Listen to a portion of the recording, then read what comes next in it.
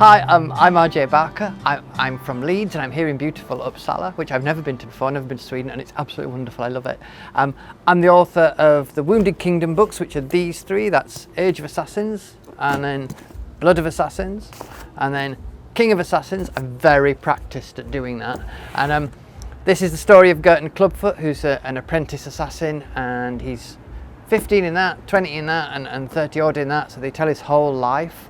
And he together with his master Merila, who trains him and is a mother figure, they solve murder mysteries, really. That's what these are. And then there's an overarching story of drama and hijinks and terrible fantasy type things. And this is my newest book, which is The Bone Ships, and that comes out at the end of September, which you may be watching this after, but for me, you're from the future, which is brilliant. Fantastic. I hope it's nice. This is the story of Lucky Mayes, who is the captain of a ship called the Tide Child, and that's a ship full of ne'er-do-wells and criminals, people you really wouldn't want to be around, and they're tasked with protecting a massive dragon, a dragon sort of the size of a city. It's enormous, and they're tasked with trying to keep it alive, but before she can do that she has to beat them into shape, and it's kind of a nautical fantasy adventure full of daring do and swashbuckling and violence and monsters, basically. But I love the sea, and that's why I wanted to do this. And I've been writing now for probably 18 years, 15 of those to absolutely no degree of success whatsoever. They were easier, and now I'm in places like this talking about my books, which is absolutely fantastic. If you can become a writer, I suggest doing it. It's wonderful.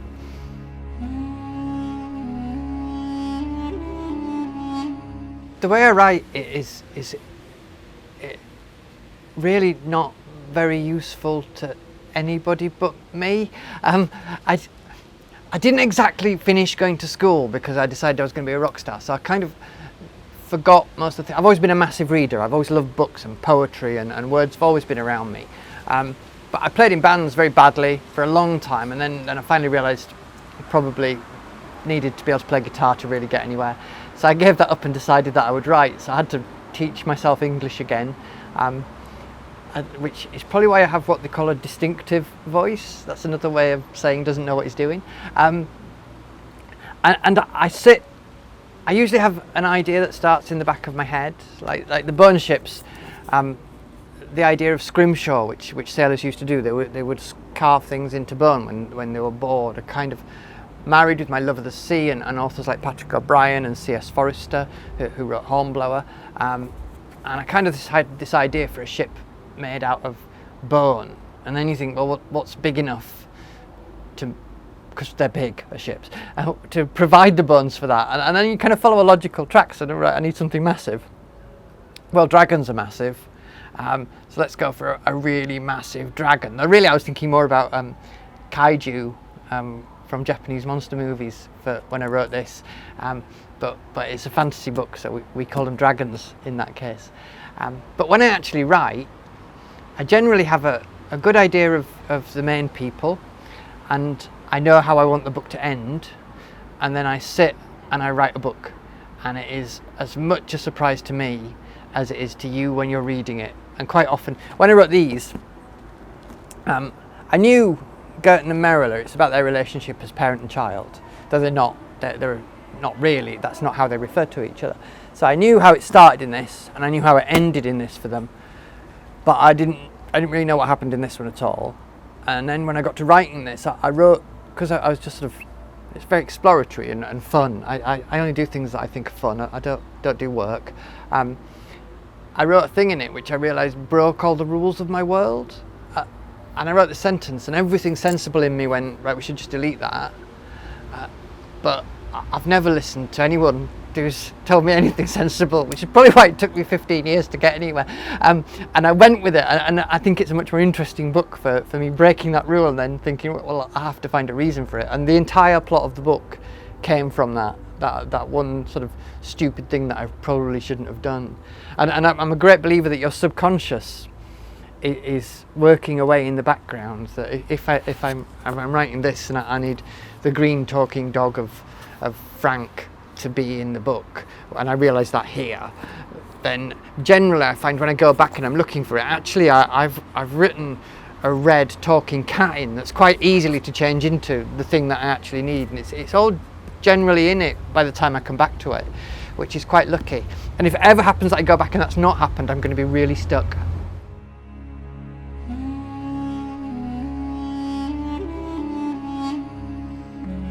There's so many sort of defining moments. When I was very young, there's a lot of Victorian poet, well, not Victorian, Hilaire Belloc, who wrote things like Matilda, who told terrible lies and burned to death. I think that's Hilaire Belloc. So I had to get up at 4:30 in the morning yesterday. I'm not at my best for remembering things. I'm a late evening person. I like to get up late in the evening and go to bed at about 10 o'clock. Things like that I was read to by my mum, so poetry was there, and Walter de la Mare, The Highwayman, and things like that.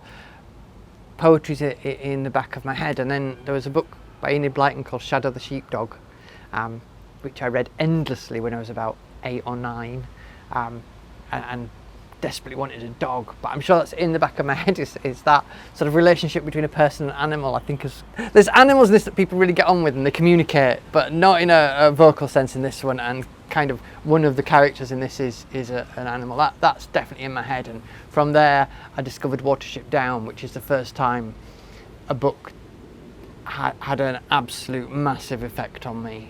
When things like seeing yourself in a book, I saw myself in Hazel and Fiver, the two rabbits, who were not necessarily strong, but Fiver particularly, who was just a bit odd. I thought, that's me. I'm in a book, but I'm a rabbit. And then I've read Watership Down every couple of years since then, and it's the author of Watership Down will disagree with you about this if you ever ask him, because I saw an interview where he was wrong as far as I'm concerned. It's a book that reveals more to me every time you read it. You see into it, and I think often we do that unconsciously when we're writing it. It's in there. And then sort of later on, I'm going to miss out stuff and later on kick myself. Ian Banks' culture books, Use of Weapons, is a beautiful book about war and how terrible war is, and there's quite a lot of violence in my books, but hopefully you never walk away from it thinking that was cool, because that's not what I want. There's a scene of violence in this where Gerton, the main character, destroys 4 people and takes them, and by the end of it, he's shaking because he's frightened of what he is. He knows he's something terrible.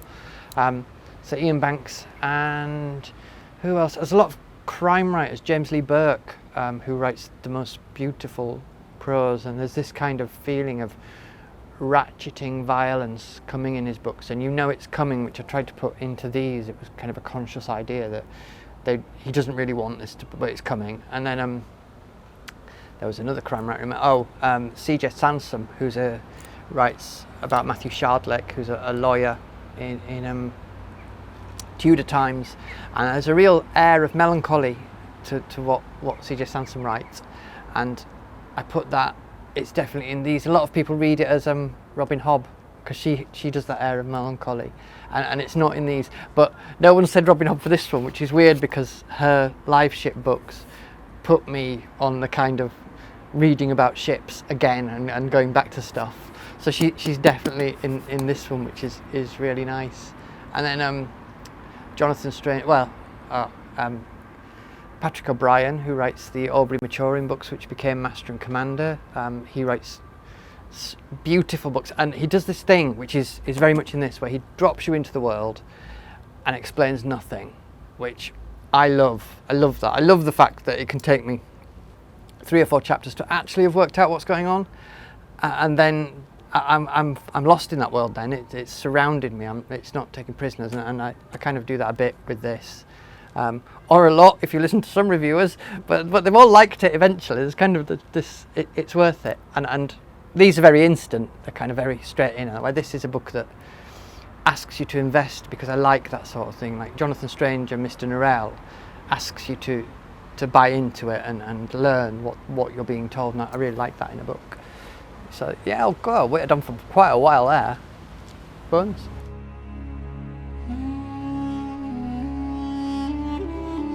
why should a reader pick what I'm doing up? That's not putting me on the spot at all, is it? Thanks for that. It's really weird because you can only talk about what obsesses you, and these are about. I wrote these just after I'd become a parent, and these are about being a parent and that really strong bond about how if you're a parent, you would do anything for your child even when they're wrong. And there's a lot of moral questions asked in this. He goes off the rails a bit, and she will do anything for him, including massive amounts of violence. There's quite a lot of talking, but they're very actiony, and they're more actiony as they go along. And I like to try and do a thing, and these try and sort of do a thing where he's very young in that one. So the book's written like someone who's very young. It's very black and white. So you can go in that. It's a relatively simple read, and it's instant. It's like that. It's like a thriller. And then that one's he's more older, and his point of view is more complex, and the book is more complex because he understands that. And by the time you get to that one, he's much older, and he understands the world and that it is unfair, and it's about breaking cycles of violence. And these are all written in the first person. The thing, and this is written in the third person, and it's written in a. I made a very definite decision because I like writing the first person. It's easy, and I find that I wrote that book in 6 weeks because it just occurred to me and I could do it, and I was really excited, so I wrote it. This took 10 months because it's the third person, which I find harder, and I wrote it in a deliberately lyrical way. I wanted to bring up ideas of the sea and kind of that the way the sea comes in and goes back, and the text is full of repetition, and that makes it sound boring. It's not boring. It's not quick either. It leads you somewhere. But what I am interested in the end, and I think what draws people in, and why the people who've read these books have absolutely loved them, I'm interested in friendship, and I'm interested in what ties people together. And in these, Girton is a lonely boy looking for a place to fit in. Because I don't know if you can tell by looking at me, I'm a bit odd, and I've been a bit odd all my life, and I've never quite fitted in anywhere. So that experience sort of goes, and I'm quite poorly. And Girton he's club-footed, so he'd be disabled in our world. In this, that's not really recognised the same way. They just make fun of him. And outsiders, and that idea of him finding a place, and as he goes through the books, making friends and making really good friends, and these relationships, creating them, the things people will do for those friendships. And there's a really interesting way a character changes in this when he realises that being yourself is about not lying about who you are, about just, even if you might not like what you see in the mirror, facing up to that, because once you realise you don't like something, you can change it, and that's bravery, and that sort of runs through it. There's loads of action, and I'm good at writing action. I like doing it, but action is meaningless without the kick behind it, and the kick behind it is, do I care about these people?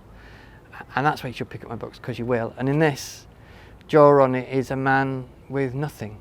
You meet him, and he's lost everything. He's lost his father, who he loved. He's lost his life. He's been put as a prisoner on this boat full of people that absolutely hate him.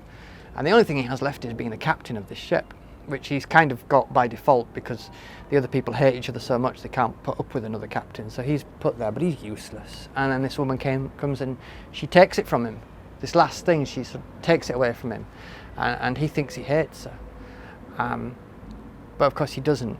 He wants to be her, and this book is his journey of self-worth, and there's loads of action in it, and there's a ship action towards the back of the book, which is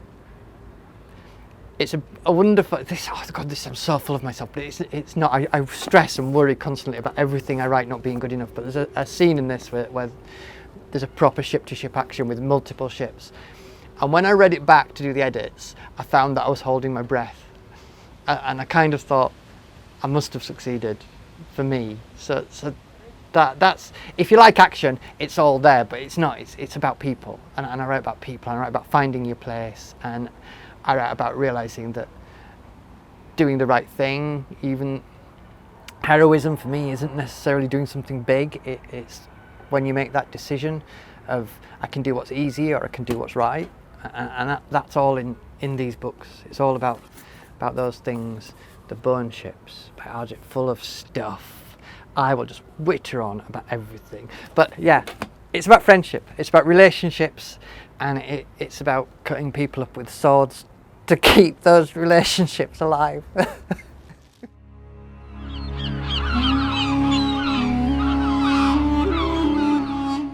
If you pick up my books and you like them, I love to hear from people, and I'll send you signed stuff, because I like contacting people. It's nice, and if you pick them up, I just hope you enjoy them. I hope you find, whoever you are, wherever you're watching this, I hope you find something in the books that kind of makes you think, yeah, I like these people, because we all want to be liked, and I kind of, part of the reason you do art is, it's really weird. I'm really stubborn and pig-headed, and I write things thinking I don't care what anybody thinks, this is what I'm writing. And it's true, I'm writing what I want to write, and I'm going to write it anyway. But at the same time, I desperately want people to like it. It's a really weird thing being a writer. But so yeah, I hope you find something you like, and if you don't, at least you tried. And it's lovely to meet you through my writing, and you kind of probably learn a bit about me. Although I wouldn't ever stab anybody, I don't like blood. It's quite scary. So be kind to people and read scary book, not scary, action-filled books full of heart and friendship, and my heart is ships, big ships. Oh, and talking bird things as well. You'll love. There's a creature called the Glame, and I confidently say you will love him, because I love him. See you later. That was brilliant. Thank you ever so much.